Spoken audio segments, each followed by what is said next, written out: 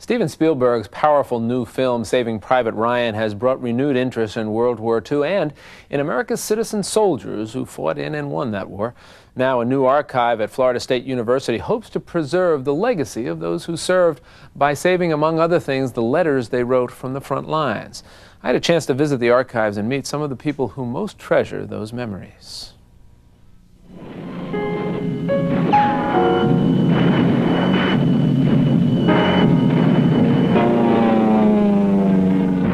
Dearest Moms, we have been in action for more than 60 days. Every one of them was hell. There is no way to describe what combat is like without using the word hell. June 1945. Bill Langford's letters home from the South Pacific to his mother in Thomasville, Georgia. His brother George also served, and 53 years later, George remembers his beloved older brother. He was a product of the Depression. He had to quit school, and he got married while he was in the service. Married a little girl from Valdosta, Georgia. They had no children. June the 14th, 1945, from the Philippines. My dearest moms, for the first time in my life, I am financially independent. Mary and I have about $3,000 in cash, as well as a few government bonds.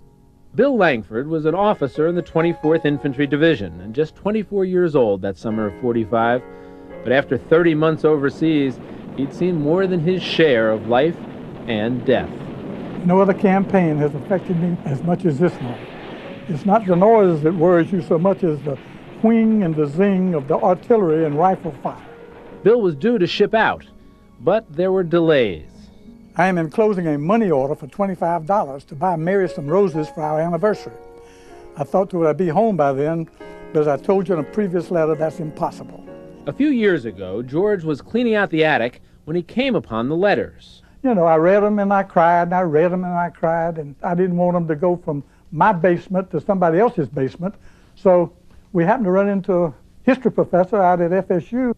At Florida State University, Bill Olson runs the Institute on World War II and the Human Experience. The letters are just wonderful.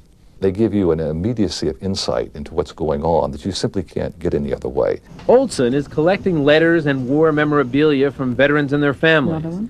He wants to make sure another old soldier doesn't throw away history. We really don't know what went on. We know the battles, we know some production figures, but if you want to know the average day man or woman's life, what they did, what their fears were, we don't know. So I'm trying to construct a big enough archive that the researcher, the future teacher, the student can come here and learn something about the social history of the period. Not far away in Monticello, Florida, there's a monument to one of the bloodiest battles of the war, Iwo Jima. Jean Bishop, another contributor to the Institute, remembers when she heard the news about her brother. It came over the radio that the first American flag had just been raised on Japanese territory by a lone Marine. It said, "We'll identify him shortly," and they came back and they said, "It's Sergeant Ernest I. Thomas of Tallahassee, Florida."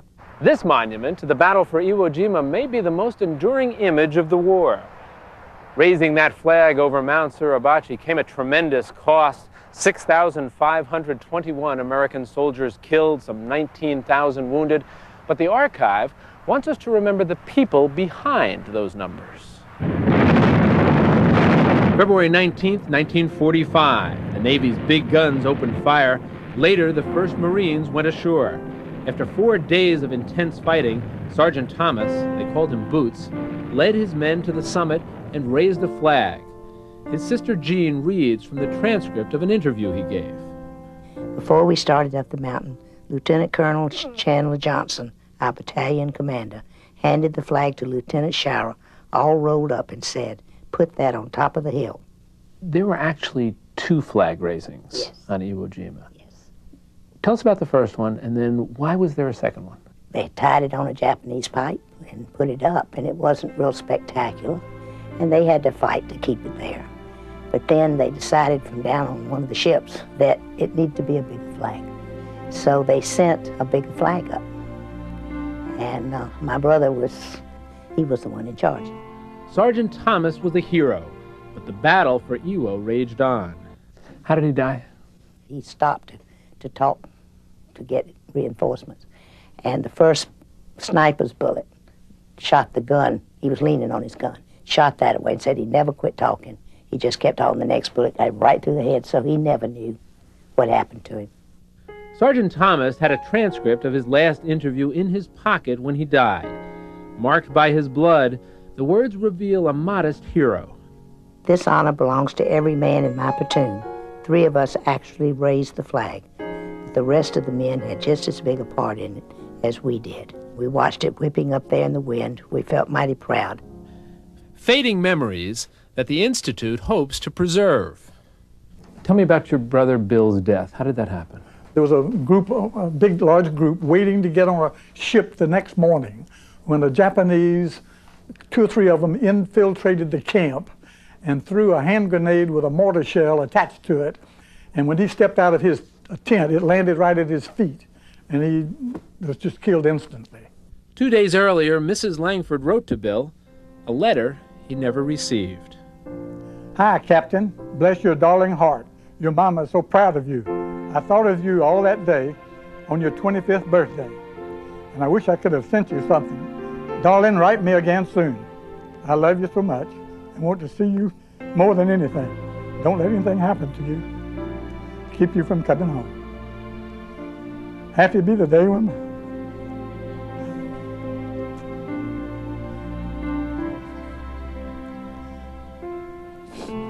my boys come home. And the Institute is asking everyone with letters and memorabilia from the war to consider donating those materials. It's a place where you can be sure they'll be treasured and also be put to good use. And you've got some letters from your own family. Yeah, you know what happened? I got interested in this story some time ago. My father-in-law, Neil Kelly, had landed on Omaha Beach on D-Day. He actually was part of the 29th Infantry Division, which is the group that's depicted in the movie Saving Private Ryan. He got about 17 days into that campaign, and he was seriously wounded at St. Lo. He lost a good part of his hand, serious injuries, was hospitalized for 6 or 7 months, as a matter of fact.